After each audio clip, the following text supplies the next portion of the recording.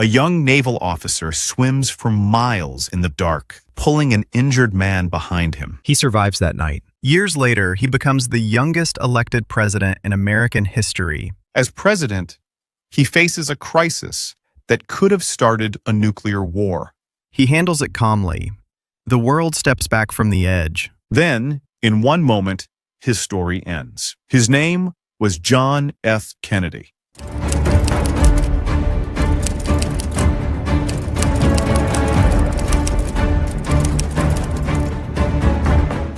Brookline, Massachusetts, May 29th, 1917. A baby boy is born. His parents name him John Fitzgerald Kennedy. His family calls him Jack. He is the second of 9 children. Jack's parents, Joseph and Rose, come from 2 powerful, wealthy Irish Catholic families in Boston. His grandfather had even served as mayor of the city. Despite the family's wealth, John's childhood isn't easy in every way. He suffers from serious health problems throughout his childhood and teenage years. Years later, doctors diagnose him with a rare condition called Addison's disease. John's father insists on intense competition among all 9 children, in sports, in school, in everything. This competitive pressure shapes John's personality for the rest of his life.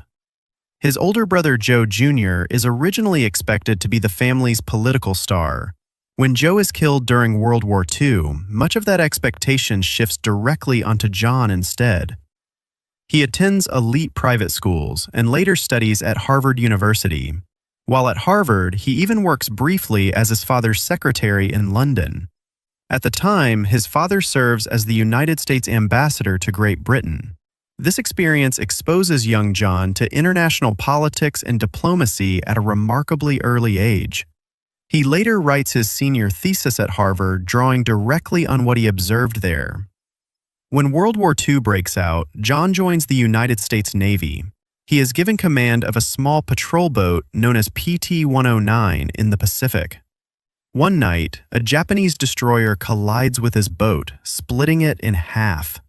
John and his surviving crew are stranded, far from safety, surrounded by enemy territory.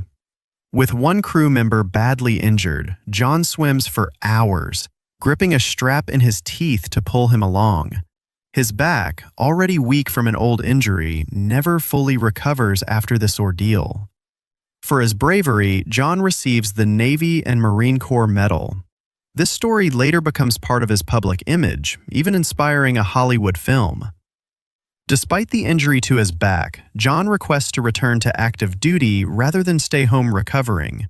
This decision says a great deal about the kind of determination that will define much of his later career.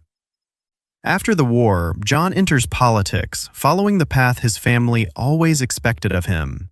He wins a seat in the House of Representatives in 1946. He serves in the House for 6 years, then runs for the Senate in 1952. He defeats a popular, well-established opponent, surprising many political observers at the time. The following year, in 1953, John marries Jacqueline Bouvier, a stylish young journalist and socialite. Together, they quickly become one of the most photographed couples in America. Jacqueline brings a refined sense of style and culture that becomes closely tied to the family's public image. She later redecorates parts of the White House and hosts cultural events featuring artists, musicians, and writers. In 1954 and 1955, John undergoes painful operations on his damaged back. During his recovery, he writes a book called Profiles in Courage. The book tells the stories of senators who made unpopular but morally courageous decisions. It wins the Pulitzer Prize in 1957, a major honor for any writer. Years later, it becomes known that a close aide named Theodore Sorensen did much of the actual writing.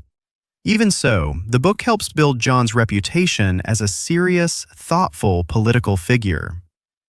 In 1956, John tries and fails to become the vice presidential candidate for his party. At the time, it feels like a real setback. Looking back, it may have helped him later. Had he won that spot, he would have been tied to a losing ticket that year. Instead, he remains free to build his own independent path toward the presidency just 4 years later. In 1960, John runs for President of the United States. He faces tough competition, including televised debates that reach millions of households for the first time. His opponent, Richard Nixon, is an experienced and well-known vice president at the time. But on television, John appears confident, relaxed, and remarkably comfortable in front of the camera. Many viewers who only listened on the radio felt Nixon performed just as well, or even better. John wins a very close election, becoming the youngest person ever elected president. He is also the first Roman Catholic to hold the office. His presidency quickly takes on an energetic, glamorous public image. Many Americans feel a renewed sense of optimism, almost like a fresh new chapter for the entire country. But serious challenges arrive almost immediately. Just months into his presidency, a secret operation in Cuba goes badly wrong. A group of Cuban exiles, trained by the United States, attempt to invade Cuba at the Bay of Pigs. The invasion fails completely within days, embarrassing the new administration on the world stage.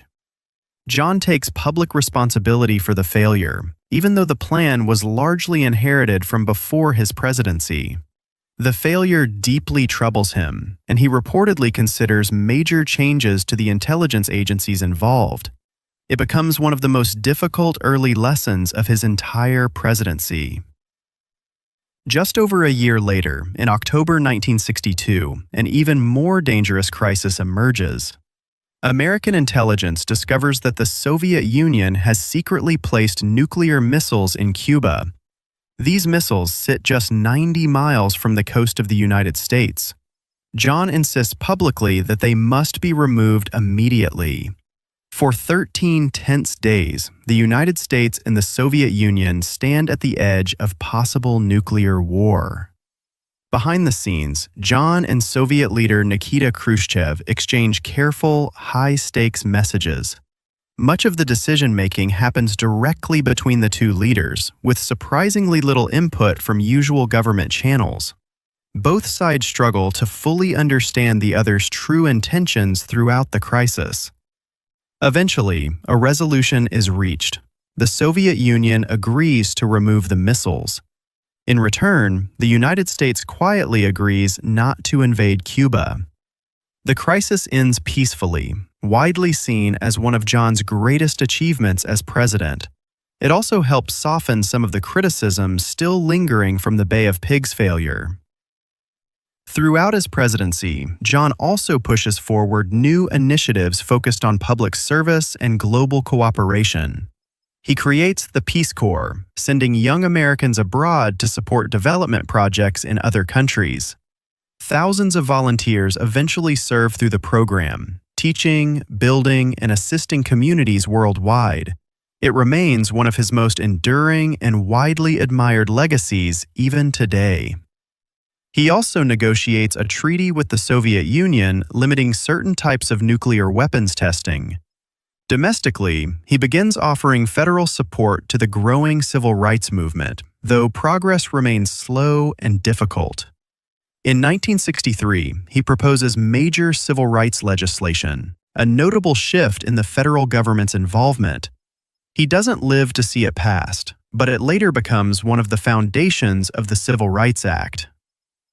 Tensions in another part of the world, Vietnam, also grow steadily more serious during his presidency. The full consequences of American involvement there will mostly unfold after his time in office. In November 1963, John travels to Dallas, Texas, as part of a political trip through the state. He rides through the city in an open car, waving to crowds gathered along the street. On November 22, 1963, John is shot while riding through Dealey Plaza in Dallas. He is rushed to a nearby hospital, but doctors cannot save him. He is only 46 years old. The news shocks the entire world almost instantly. Decades later, many people can still recall exactly where they were the moment they heard. Television coverage runs continuously for days as the nation watches the funeral procession in collective mourning. Vice President Lyndon Johnson is sworn in as president within hours aboard the plane still on the ground in Dallas. A man named Lee Harvey Oswald is arrested and charged with the assassination. Just 2 days later, Oswald is shot and killed by nightclub owner Jack Ruby while in police custody. An official government investigation concludes that Oswald acted entirely alone. Even so, conspiracy theories about the assassination have persisted for decades and continue to this day. Historians still debate what kind of president John might have become had his life not ended so suddenly. His presidency lasted barely 1,000 days, yet it left a lasting mark on the country's imagination. People often describe his time in office using a single word: Camelot, like the legendary kingdom of old stories. It captures a sense of youthful idealism and possibility that many Americans still associate with him decades later. So here's a question for you. What do you think people misunderstand most about JFK's presidency? Write your answer in the comments below. I'm John. Thank you for learning English with me today,